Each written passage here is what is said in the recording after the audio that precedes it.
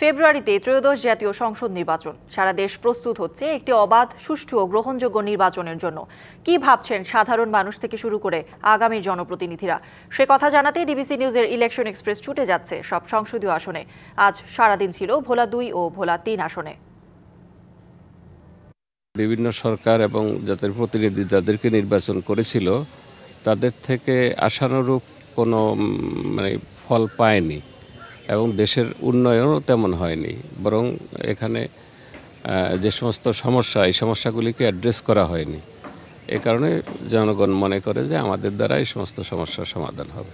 জামাতের auxiliary force এবং civilian force হিসাবে জামাতেরও নাম সেখানে উল্লেখ আছে, রাজাকার আলবদর সহ। এই জামাতও কিন্তু তারা সারেন্ডার করেছিল, তাদের এই দেশে ভোট করার অধিকার নাই। আমরা আল্লাহ চাইতো বাংলাদেশের এখন বৃহত্তম রাজনৈতিক দল, জামাত তাদের পরিকল্পনায় ব্যর্থ হয়েছে।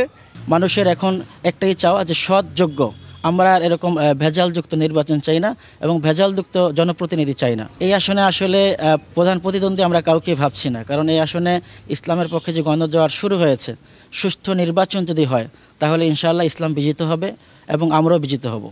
আমরা মাঠে মেজর অবসর হাফিজউদ্দিন আহমেদ বীর বিক্রমের জন্য যাচ্ছি। এদেশের প্রতিটি মানুষ মেজর অবসর হাফিজউদ্দিন আহমেদ বীর বিক্রম সাহেবকে ভালোবাসেন এবং এই লালমোহনের মানুষ ওনার প্রতি যে কৃতজ্ঞতাবোধ একটা কারণেই মেজর অবসর হাফিজউদ্দিন আহমেদ বীর বিক্রম সাহেব লালমোহন এবং তজুমুদ্দিনকে একত্র করে স্বাধীনতার পর থেকে মানুষের যে চাওয়া, মানুষের যে সাধারণ প্রাপ্য যে বিষয়গুলো, সেগুলো এখনও আসলে সুন্দরভাবে তারা পায় নাই। যার কারণে জামাতের কাছে তাদের প্রত্যাশা অনেক বেশি। তারা আশা করে এই বছরে জামাত ইসলামকে তারা সমর্থন দিবে এবং জামাত ইসলাম সরকার গঠন করবে। তাতে 50 বছরের যে গ্লানি, সেটা জামাত ইসলামের মাধ্যমে জনগণ দূর করতে চায়। নির্বাচন যদি সুস্থ না হয়, যদি ফ্যাসিস্ট শেখ হাসিনা যেইভাবে নির্বাচন করছে ওইভাবে নির্বাচন করা হয় এবং ওইভাবে যদি নির্বাচন হয়, তাহলে ওইভাবে নির্বাচন করে যদি কেউ ক্ষমতায় আসে তাহলে সে 2 বছরও টিকবে না। জনগণ ওই নির্বাচন প্রত্যাখ্যান করবে। এজন্য আমরা আশা করি ডক্টর ইউনূস স্যারকে যে বলবো যে আপনি একটা অবাধ, সুস্থ, নিরপেক্ষ একটা নির্বাচন দেন।